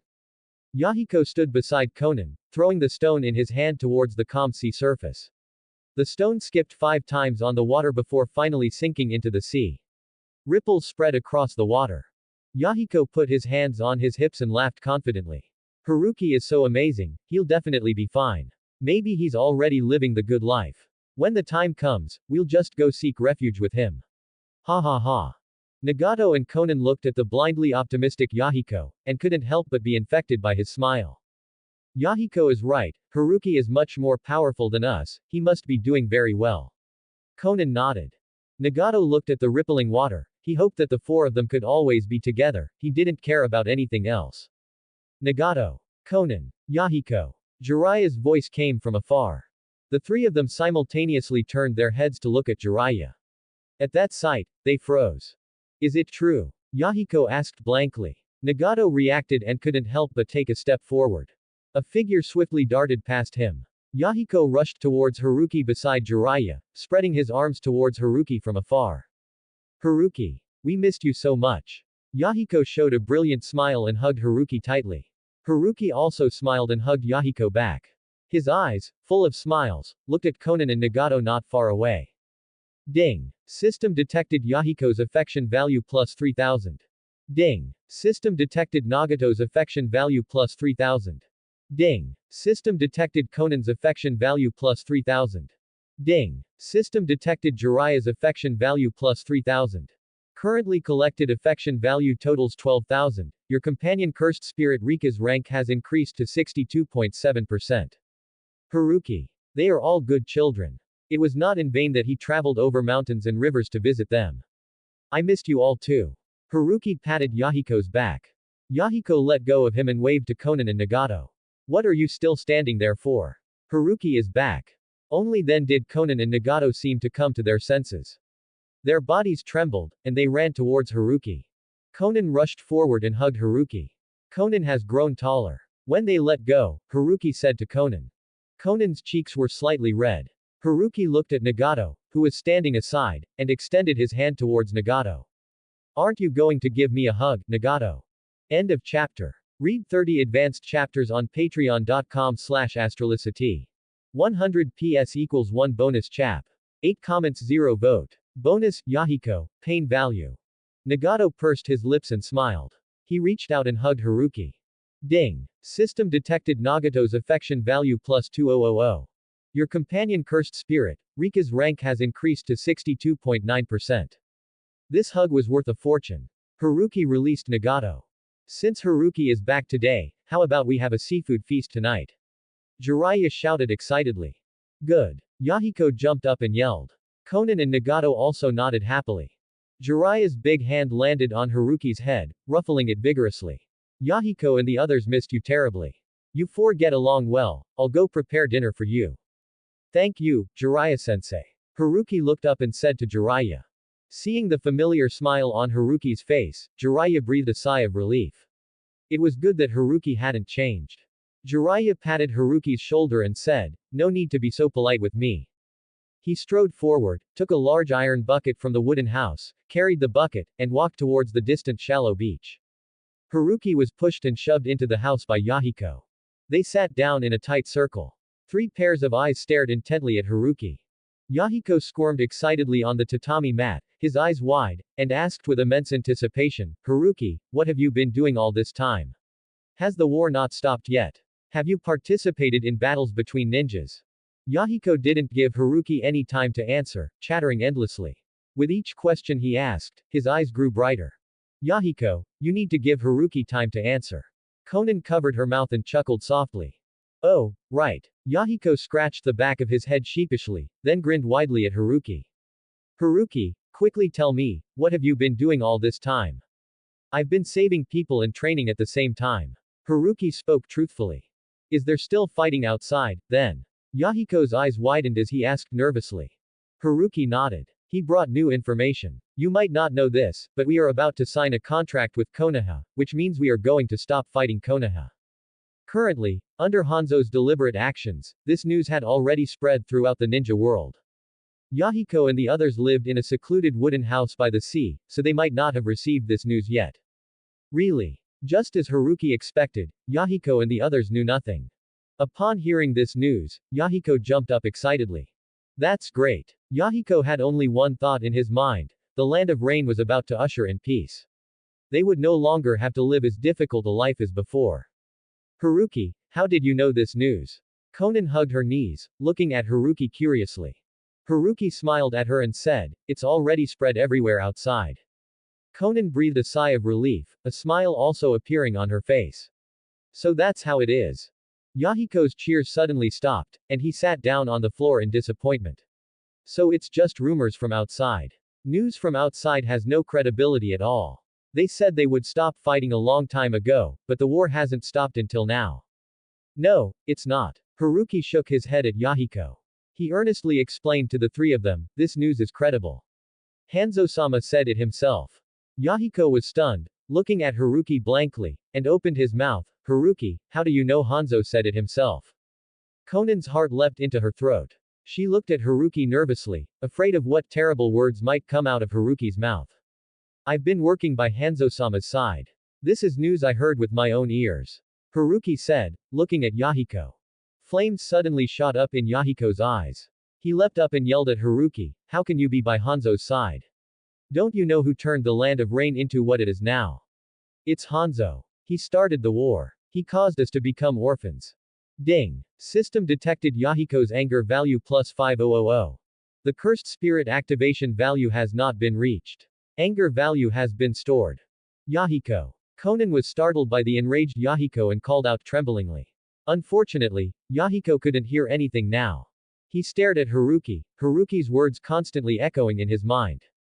Haruki stood up, looked at Yahiko sternly, and reprimanded, Yahiko, I won't allow you to speak of Hanzo-sama like that. You don't understand anything at all. Hanzo-sama is not what you say he is. Ding. System detected Yahiko's anger value plus 8000. A total of 16,000 anger points have been collected. Activating cursed spirit Jago. Jago, 16%. Haruki. How could you say that about me for Hanzo's sake? Is Hanzo more important to you than me? More important than Nagato and Konan? Hanzo is a fanatic who only knows how to wage war. He killed your family. He killed our family. And now you're defending him. Yahiko was like an angry young bull, his chest heaving violently, his words coming out in a rapid-fire torrent. You're too agitated. Haruki looked at Yahiko, his voice overpowering him. You've misunderstood Hanzo-sama. You only want to immerse yourself in your own fantasies. Ding. System detected Yahiko's pain value plus 5000. The cursed spirit activation value has not been reached. Pain value has been stored. Pain value. Haruki looked at Yahiko in front of him. Did Yahiko feel pain because of him? Haruki. You've changed. You've become Hanzo's lackey. I don't want to see you. Yahiko let out a sharp roar. Ding. System detected Yahiko's anger value plus 4000. Your cursed spirit Jago's rank has increased to 20%. Nagato and Konan stood up, their gazes darting back and forth between the fiercely arguing Haruki and Yahiko, feeling helpless.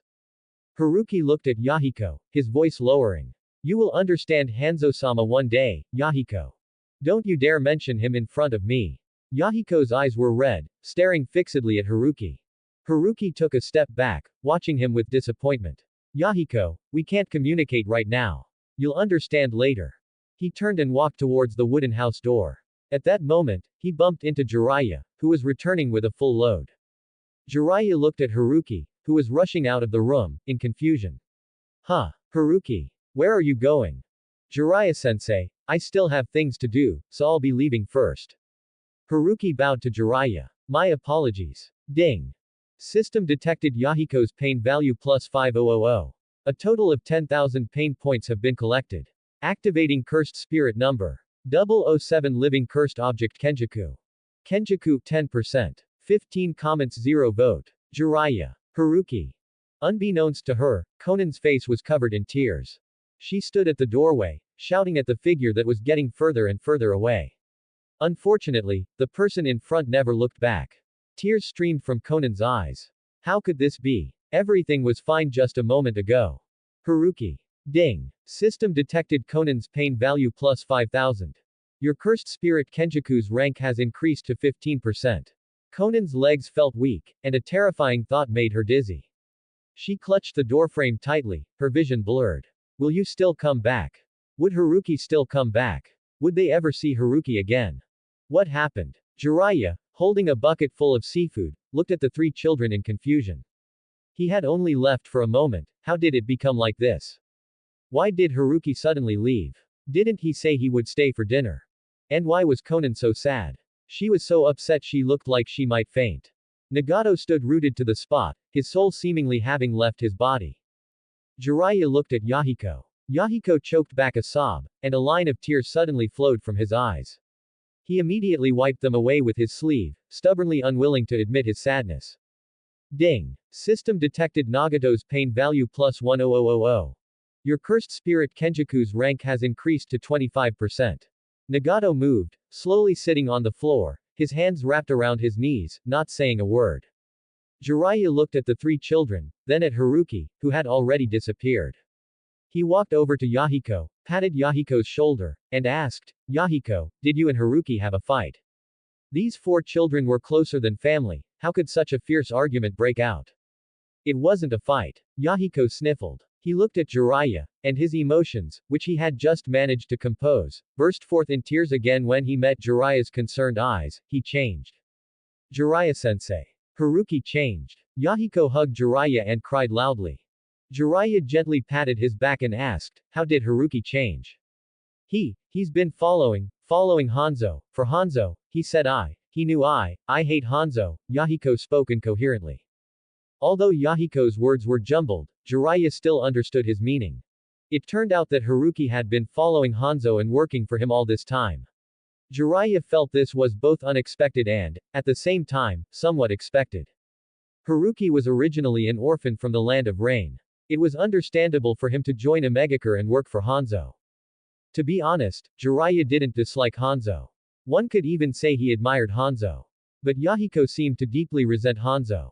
Children's minds are simple. He couldn't grasp the deeper meaning, so he attributed the current situation of Omegakure to Hanzo. Yahiko, who viewed Hanzo as an enemy, couldn't accept Haruki becoming Hanzo's subordinate, which led to a dispute with Haruki. He just left. I won't forgive him, Yahiko sobbed. Jiraiya sighed. Haruki ran wildly on his way back to the village. Along the way, he hummed a song in good spirits. Today is a good day. Everything you wish for will come true. Opening square bracket, closing square bracket. Before dark, Haruki arrived at the main gate. Haruki. The moment Mizuna saw Haruki, he could finally breathe a sigh of relief. You're finally back. Did you see your friends? Mizuna opened the iron tower for Haruki to enter. Haruki nodded. Mizuna's eyes widened in surprise. Haruki actually found them. Why are you still so unhappy after seeing your friends? Mizuna looked at Haruki's dispirited appearance and asked worriedly. I wanted them to come to Omegakure with me, but they refused, Haruki told Mizuna disappointedly. So that was it. Mizuna smiled wryly and shook his head, explaining to Haruki, Haruki, not everyone is as brave as you. They also don't have the outstanding talent you do. If they came here, they would encounter danger. I will protect them. Haruki looked at Mizuna and said firmly. Mizuna smiled helplessly. But you can't protect them their whole lives. There will be times when you're not around. What will they do then? Haruki slowly lowered his head and said, Big brother Mizuna, you're right. I was too selfish. Mizuna looked at his forlorn expression and comforted him with a pained heart. How could Haruki be selfish? Haruki is the bravest and most amazing child I've ever seen. Really? Haruki looked up, cautiously looking at Mizuna. Of course, it's true. Mizuna said firmly. Then I will continue to work hard in the future. I will become the bravest and most amazing ninja Big Brother has ever seen. Haruki promised earnestly, word by word. Mizuna. He smiled and nodded. Good. Ding. System detected Mizuna's affection value plus 1000. Your companion cursed spirit Rika's rank has increased to 63%. After saying goodbye to Mizuna, Haruki returned to his single apartment.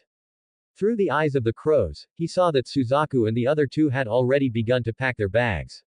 According to a ninja's speed, if they set off tonight, they should reach the border where the land of rain and the land of fire meet by noon tomorrow. Haruki quickly packed his ninja tool bag, slung his long sword over his back, put on his raincoat, left a note, closed the door to his single apartment, and set off with Suzaku, Sakikawa, and Kurogaya. Rain still enveloped Omegakure. The rain gently tapped on Haruki's raincoat. He was like a shadow merged with the night, clinging to the shadows of a giant water pipeline. Haruki remained motionless, his breathing suppressed to an extreme low, almost merging with the sound of the rain. Not far away, 3 Omegakure ninjas on duty were on their routine patrol. Rain flowed down their hat brims and headbands. Their steps were steady, and their gazes sharply scanned their surroundings, not missing a single corner. The different perspectives provided by dozens of crows allowed Haruki to easily find a route to avoid these patrolling ninjas. Haruki's footsteps were light and silent, not splashing a single drop of water when he landed. The complex terrain formed by Omegakure's discarded machinery, giant condensing iron towers, and layers of pipes became his natural cover. Haruki weaved through the gaps, moving further and further away from the center of Omegakure. Guided by the crows, he submerged himself in the water and, after a period of underwater stealth, skillfully bypassed the line of sight of the watchtowers and fixed sentries. Leaving the most heavily guarded area, Haruki breathed a sigh of relief. He quickly ran forward, his figure speeding through the rainy night. Leaving the confines of Omegakure, Haruki took a deep breath, and cold air mixed with water vapor rushed into his lungs. Several crows flapped their wings above Haruki's head as he chased after Suzaku and the others. 4 comments 0 vote. Bonus, an ambush by puppets. Haruki trailed far behind Suzaku and his 2 companions. The distance between him and them had already exceeded the normal ninja's sensory range. He wasn't worried about being discovered by Suzaku and his companions, nor was he worried about losing track of them. Even if Haruki were to lose them, would so many crows also lose them? Haruki was checking his personal information. After returning to the wooden house, he had activated 2 cursed spirits, Jago and Kenjaku. By activating 2 cursed spirits, he should have also activated quite a few cursed techniques. Didn't I tell you to turn on the notification sound last time? Haruki questioned the system in his mind. Why was there no notification sound again? Host, I'm afraid the notification sound might affect your emotions and make you act out of character. Am I someone who can't control himself? If you suddenly activate Toge's cursed technique, can you really hold back your laughter? Haruki smiled and admitted, just imagining the scene of activating Inamaki's cursed technique makes me unable to hold back my laughter. Opening square bracket, closing square bracket. So, host, how about this? When you need to know if you've activated a cursed technique, just click on your personal information. Haruki interrupted, can't you just tell me directly? Of course, I'd be happy to serve you, host. Ding. Copyable curse technique. Momo Nishimiya, tool manipulation activated. Ding. Copyable curse technique. Kurobana, mercury manipulation activated. Ding. Copyable curse technique. Urealm, ice formation activated. The moment he saw ice formation, Haruki knew he had struck gold. This was essentially a simplified version of ice release. However, Momo. If Haruki remembered correctly, her cursed technique was flying on a broomstick, wasn't it? Host, the professional explanation is imbuing the broom with life for flight and piercing attacks. Isn't that still flying on a broomstick? Did I say something wrong? Opening square bracket, comma, closing square bracket. Being able to fly was actually not bad. After all, in the ninja world, besides those related to the six paths, no one could fly. But this flight required riding a broom as a prerequisite, so he would have to find a broom. Flying on a broom would really affect his image. Forget it, as long as he could fly. Who is this Kurobana? Why such an unlucky name? Haruki couldn't recall this character for a moment. Kurobana appeared in the culling game. His cursed technique is mercury manipulation. His body can liquefy and deform, manipulating liquid metal like mercury for attack and defense. Then this ability was quite interesting. Suzaku, Sakikawa, and Kurogaya galloped through the muddy terrain in a paean formation for most of the night. They had set out from a megakure, aiming straight for the border between the land of rain and the land of fire. Suzaku ran at the forefront, rain streaming down his sharp jawline. Even though his body was exhausted, he didn't lower his guard. His right hand remained on the hilt of his sword at his waist, ready for battle at any moment. Kurogaya and Sakikawa followed closely, silently advancing forward. The prolonged, monotonous journey caused Suzaku's thoughts to wander. He couldn't help but think of Haruki. Before leaving a megakure, he had said such heartless words to Haruki, but those words were actually false. He had long considered Haruki his own younger brother. If he could return alive this time, he would sincerely apologize to Haruki. Kurogaya frowned deeply, his face appearing somewhat pale under the washing rain. Something's wrong. Kurogaya stopped, and both Suzaku and Sakikawa caught the gravity in Kurogaya's voice. Kurogaya's sensory ability was the strongest among the three. How? Suzaku's words were cut short. Whoosh! A sharp whistling sound tore through the rain curtain. Dense kunai and shuriken, like rain, poured down from the bushes on both sides, blocking all possible escape routes. Scatter! Suzaku roared. Like a clap of thunder, it burst in Kurogaya and Sakikawa's ears. Without a moment's hesitation, the three reacted instantly. Suzaku suddenly rolled to the left, his long sword unsheathing from his waist, countless silver lights flashing, as the long sword violently clashed with the kunai and shuriken. Sparks flew in the rain, and metallic clangs rang out continuously. A shuriken grazed Sakikawa's cheek, leaving a burning red bloodstain. An ambush. The attack didn't stop. Among the bushes, shadowy figures continuously appeared. Wind release. Great breakthrough. Wind release. Vacuum sphere. Violent hurricanes rose from the ground, instantly altering the trajectory of the rain. At the same time, several highly compressed air bullets whistled towards Suzaku and his companions, who had just dodged the projectiles and regained their footing. Kurogaya suddenly stepped forward, pressing his hands firmly against the ground.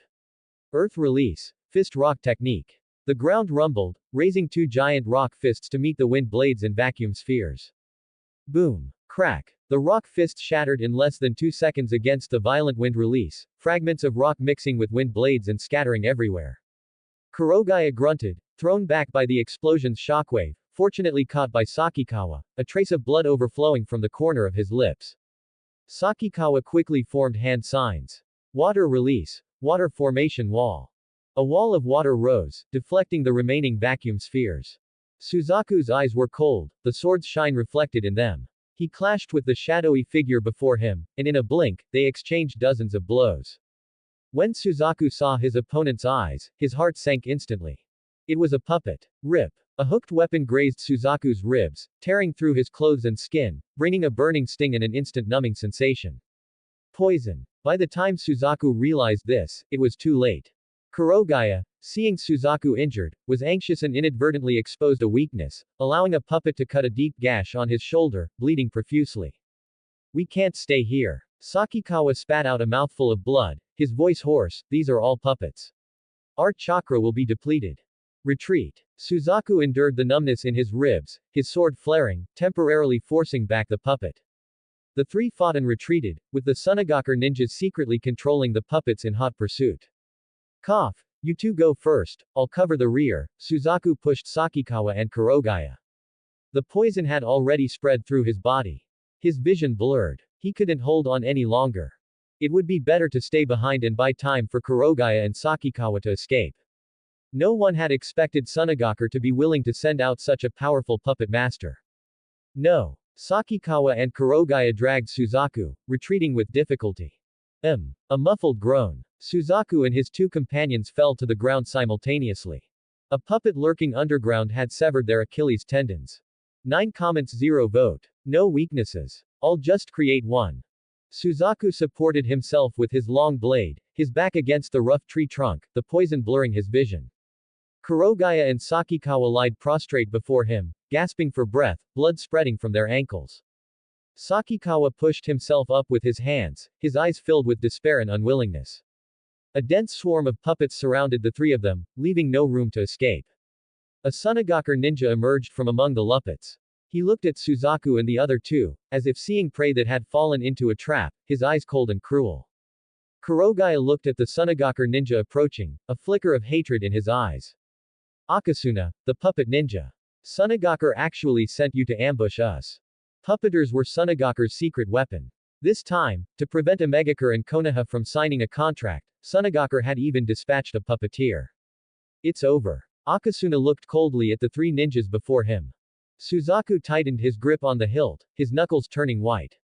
Sakikawa closed his eyes. Despair engulfed them. On a branch extending from the tree trunk above Suzaku's head, a crow covered in black feathers let out 2 soft caws. Akasuna looked up, and poison needles shot out from his hand. The crow flapped its wings and flew high. The poison needles missed their target. Akasuna narrowed his eyes. Black feathers slowly drifted down from the sky. A figure, faster than the circling crow, silently pierced through the black crow feathers, swooping down at a speed beyond the capture of the naked eye. The figure was small but contained explosive power. Akasuna had expected it. How could an ordinary crow evade his poison needles? A puppeteer never confronts people head-on. Akasuna instantly retreated, and a puppet blocked Haruki's path.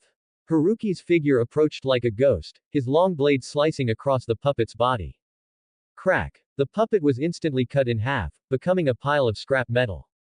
Akasuna frowned. How could his puppet be dealt with in one strike? He leapt onto a tree branch, his fingers moving slightly, and countless puppets instantly surged towards the small figure. Haruki's figure left a blurry afterimage in the air. His body weaved through countless puppets. The sharp blade, with a piercing sound of cutting through air, critically struck the weakness of every puppet. Fast. Accurate. Ruthless. There was not a single wasted movement, swordsmanship born purely for destruction. Even though these puppets had been modified by the puppeteer to have no weaknesses, under his blade, they were easily sliced open. That's Haruki. How is he here? Kurogaya's voice trembled. More terrifying than death was the realization that the person who came to save them was Haruki. If Haruki encountered a life-threatening danger to save them, he would rather die. Ding. System detected Kurogaya's pain value plus 5,000. Your cursed spirit Kenjaku's rank has risen to 30%. He must have snuck out. Sakikawa immediately asserted. Hanzo would never allow Haruki to leave the village alone. Sakikawa looked at the figure weaving through the puppets, his breathing quickening. Haruki cannot be in trouble. He absolutely must not be in danger. He is Omegakure's hope. His value far exceeds the three of them. Ding. System detected Sakikawa's fear value plus 5,000. Your cursed spirit Hanami's rank has risen to 20%. Haruki. Suzaku's vision had been encroached by darkness. He heard Kurogaya and Sakikawa's words, his eyes stained crimson. How could Haruki be here? How could he sneak out? Is he not afraid of death? Ding. System detected Suzaku's anger value plus 5,000. Your cursed spirit Jago's rank has risen to 25%. I came to save them, shouldn't they feel gratitude and affection towards me? What's with fear value and anger value? Haruki thought to himself. He could slightly understand pain value. Haruki's splitting movements did not stop. Akasuna's puppets had no weaknesses, after all, those things weren't human. But coincidentally, Nanami's technique, ratio, could forcibly create an invisible weak point division on a person or object, with a fixed ratio of 7:3.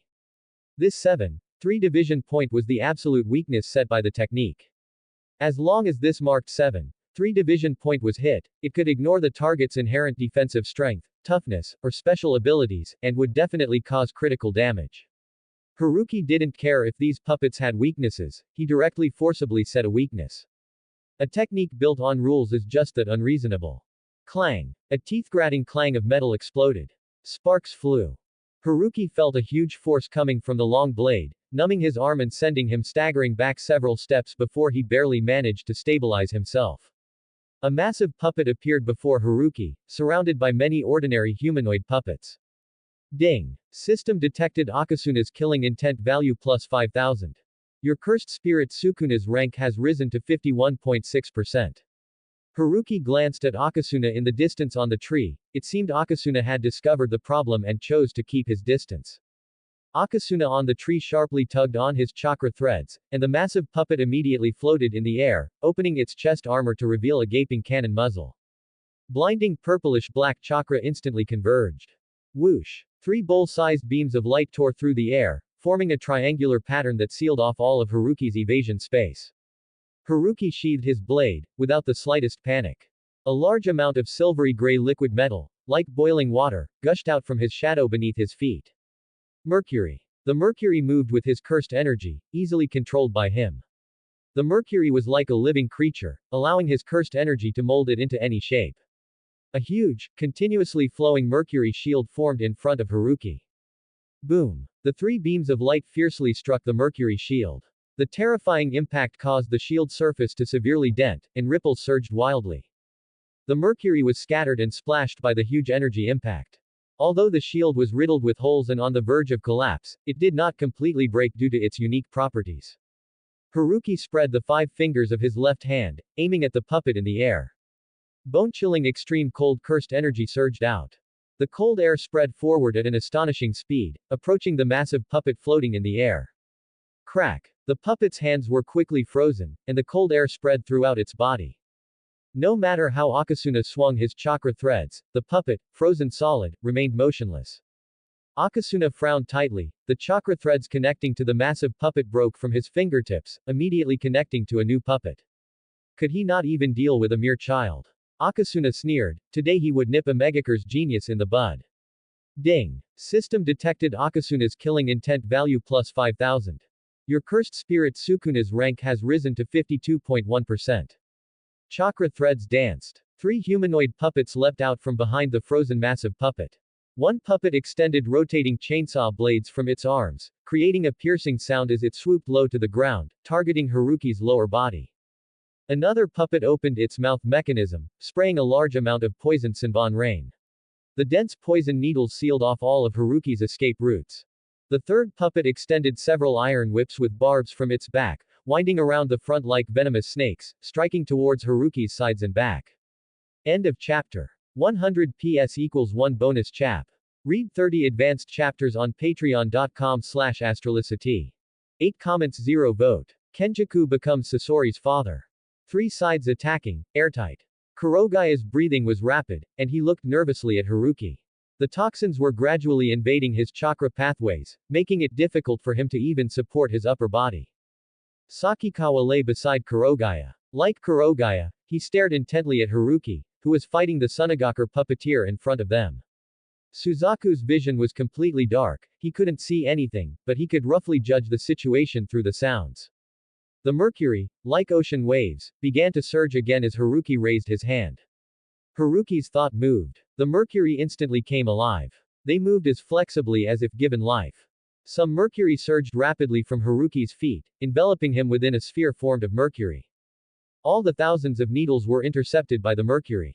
And some mercury, like silver venomous snakes, suddenly shot up from the ground and air, precisely meeting the low-flying puppets. The mercury spikes fiercely stabbed into the joints of the diving chainsaw puppet. The mercury sphere enveloping Haruki opened a window in front of him. Cursed energy surged in Haruki's hand. A huge ice cone descended from the sky, pinning the puppet firmly to the ground.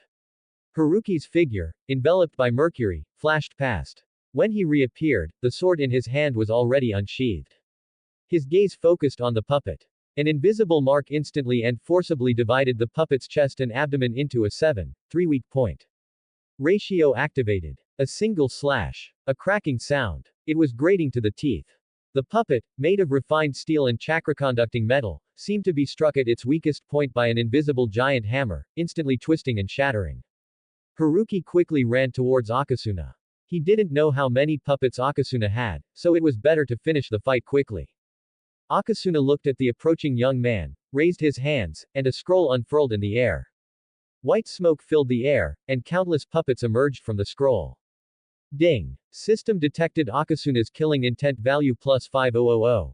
Your cursed spirit Sukuna's rank has increased to 52.6%. Puppets covered the sky and charged towards Haruki. Haruki's figure was swallowed by countless puppets. Haruki. Kurogaya desperately tried to stand up, but his weak body was completely out of his control. His vision went black. His overly excited emotions accelerated the spread of the toxins, and he lost consciousness. Okkotsu's lips curled into a sinister smile. The space behind Okkotsu suddenly twisted and tore violently without warning. An intensely suffocating ominous aura rapidly permeated the air. Black mist condensed behind Okkotsu. A grotesque giant claw, covered in twisted bone armor with razor-sharp nails, suddenly reached out. Okkotsu's pupils sharply contracted. He looked back, and accompanied by an inhuman shriek, Rika's massive, distorted figure fully appeared in the black mist. Violent cursed energy stirred up a storm. Rika's huge body, covered in bone spikes, enveloped Okkotsu, and she let out a piercing roar at Okkotsu. Don't harm Yuta. Rika's huge bone claw, carrying the terrifying power to tear space, fiercely grabbed at the two puppets blocking her and Okkotsu. Rika, whose rank had already risen to 63%, had become greatly stronger. The puppets in her hands were like two paper toys, crushed into pieces. What is this thing? Okkotsu's mind was greatly shaken. Puppet fragments splattered, scratching his cheek. He raised his left hand, and 5 puppets immediately blocked him, resisting Rika who was grabbing at him. Okkotsu's right hand controlled puppets to deal with Haruki, and his left hand controlled puppets to deal with Rika. Even he, powerful as he was drenched in cold sweat on his back. Whoosh! A high-pressure blood arrow, moving too fast for the naked eye to catch, shot out from another direction with sniper-like precision. Puff! The blood arrow penetrated Okkotsu's chest without any obstruction. Okkotsu's pupils contracted, and chakra threads broke from his fingertips. He slowly lowered his head, looking at the bloody hole in his chest, his eyes filled with disbelief. 10 meters away from Okkotsu, on a tree branch, Choso's figure quietly appeared. He maintained the posture of extending his finger forward, with a dark red blood glow remaining on his fingertip. With the chakra threads severed, the puppets surrounding Haruki collapsed limply to the ground, as if their bones had been removed. The battlefield, which had been filled with various sounds just a moment ago, now fell into absolute silence. Rika's massive body dispersed into black smoke, condensing behind Haruki. She followed Haruki step by step, making a sticky sound from her mouth full of sharp teeth. Yuta. I miss Yuta so much. Haruki nodded. I miss you too. Rika's giant claws twisted together, and she shyly swayed her body. Yuta is so good. Haruki responded to Rika while coming to Okkotsu's side. Okkotsu was kneeling, blood still gushing from the hole in his chest. Haruki half-squatted in front of Okkotsu, examining Okkotsu's red hair and familiar face. Why does he look so much like Sasori? Haruki wondered in his mind. Host, why don't you guess yourself? Haruki. He almost forgot that Sasori also had a father and mother. Could this person in front of him be Sasori's father? That would be quite a coincidence. He would become Sasori's father's killer. Haruki's gaze shifted for a moment. Suzaku and the others were deeply poisoned and had lost consciousness. Brother. Choso came in front of Haruki, tears welling up in his eyes, and reached out to Haruki. Haruki. I am your father. Not your brother. Before Choso could embrace Haruki, a purple vortex swallowed his figure. Haruki's lips twitched, and he let out a sigh of relief. You think you're Rika? Rika was a girl, so he was happy to coax her. Choso was a grown man, crying like that, he should quickly go somewhere cool and stay there. Yuta. Rika floated around Haruki, constantly trying to make her presence known. Haruki stared at Okkotsu's corpse, a bold idea forming in his mind. Sasori, I killed your father, so I'll give you a new father. Opening square bracket closing square bracket. Haruki extended his hands. Come out. Kenjaku. Opening square bracket closing square bracket. A purple vortex appeared beside Haruki. A brain appeared in front of Haruki. That's right, just a brain. The brain also had a mouth. Haruki rubbed the goosebumps that had risen on his arms. He almost forced himself to watch Kenjaku lift Akasuna's skull and enter Akasuna's brain. Akasuna opened his eyes, a non-human, disgusting smile appearing on his face. Haruki stared at Akasuna's forehead, where a suture line was hidden by Akasuna's red bangs. Akasuna extended his hands, feeling his new body. This is good. What do you want me to do for you? Master. Akasuna's lips stretched to his ears, his pupils excitedly contracting into two dots. Haruki. Even more disturbing. 6 comments 0 vote. Bonus copying puppet manipulation technique. Kenjaku is able to forcibly seize others' bodies, inherit their cursed technique and memories, and achieve soul transfer, granting him eternal life. Now that Kenjaku is parasitic within Akasuna's body, he has, in turn, inherited Akasuna's puppet manipulation technique. Haruki stroked his chin and commanded Kenjaku, demonstrate Akasuna's puppet manipulation technique. He was about to begin copying. His copy range was within 3 meters, so Haruki moved closer to Kenjaku. Kenjaku raised an eyebrow. As you command, master. He raised his hands, and several chakra threads shot out from his fingertips, connecting to the puppets lying on the ground. The puppets immediately seemed to regain life, standing up from the ground once more. Kenjaku skillfully manipulated the puppets to demonstrate various attack methods in the air. The cursed energy within Haruki surged, his gaze intently fixed on Kenjaku's every move as he controlled the puppets. All right. As Haruki's voice fell, the chakra threads from Kenjaku's fingertips broke. The puppets fell back to the ground. Kenjaku took out a scroll from his waist. He sealed the puppets within the scroll. After completing the seal, he put the scroll back into his ninja tool pouch and looked at Haruki with a beaming smile. I know what you desire, master, and I will help you. Kenjaku looked at Haruki meaningfully. Haruki asked, then tell me, what do I desire? Kenjaku smiled, I will find powerful incarnated bodies, and after mastering their abilities, I will allow you to copy them. It was just an ordinary expression, but when it appeared on Kenjaku's face, it inexplicably exuded an evil aura. Haruki stared at Kenjaku and asked the system in his mind, cursed spirit can't break free from my control, right? Kenjaku gave Haruki an uncontrollable feeling. Host, when you die, the cursed spirit die. As their mother, they cannot escape your control. This body's identity is good. I will convey all the information you wish to know, master. Kenjaku said with a smile. Haruki. He waved his hand wearily at Kenjaku. Go. Go. Haruki could no longer waste time on Kenjaku, otherwise Suzaku and the others would truly succumb to the poison. Kenjaku bowed gracefully to Haruki, and his figure quickly disappeared into the forest. A crow caught up with Kenjaku, flying above his head. Kenjaku looked up, and the curve of his lips deepened. Haruki walked towards Suzaku and the others. Looking at Suzaku and the other two's purple lips, he squatted down and placed his fingers under their nostrils. There was still some breath, but not much. Haruki rolled up his sleeves and began the rescue work. Suzaku walked in a pitch-black darkness where he couldn't see his own hand. He turned his head in confusion, seeing nothing, and could only continue walking forward aimlessly.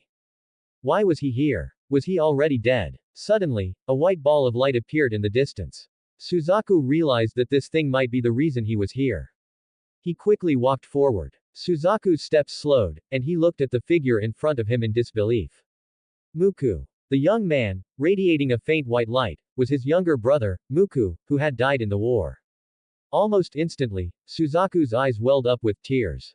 He quickly wiped away his tears, afraid of missing the reunion with his brother. Are you here to pick me up? Suzaku approached his brother, choked with emotion.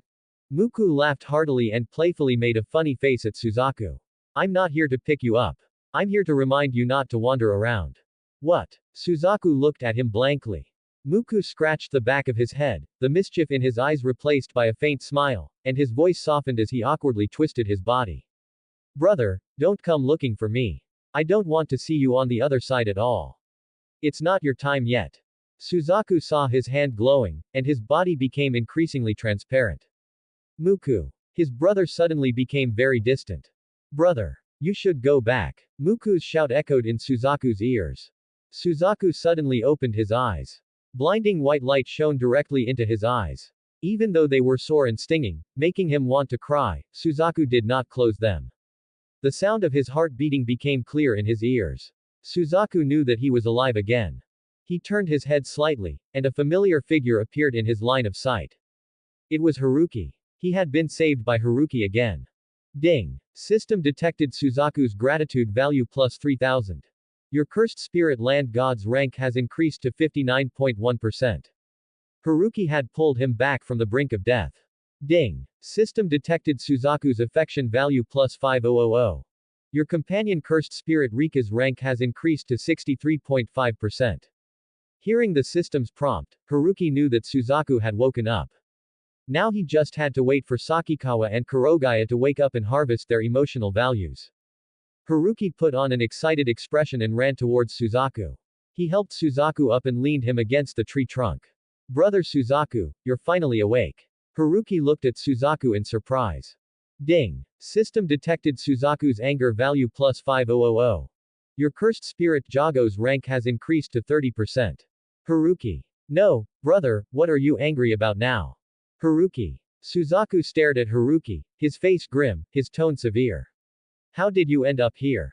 Haruki froze, then slowly lowered his head, looking guilty. Do you know how dangerous it is here? Do you know you could have died? If you died, what would the ninjas in the village do? What would Hanzo-sama do? How could you do something so impulsive? Suzaku's brows were tightly furrowed, his nostrils flared, and intense emotions surged in his chest. Ding. System detected Kurogaya's gratitude value plus 3000. Your cursed spirit land god's rank has increased to 59.4%. Ding. System detected Sakikawa's gratitude value plus 3000. Your cursed spirit land god's rank has increased to 59.7%. Everyone's here. Time for the show. Suzaku's words suddenly stopped. All his reprimands were caught in his throat. Tears kept falling from the cheeks of the child who was hanging his head in front of him.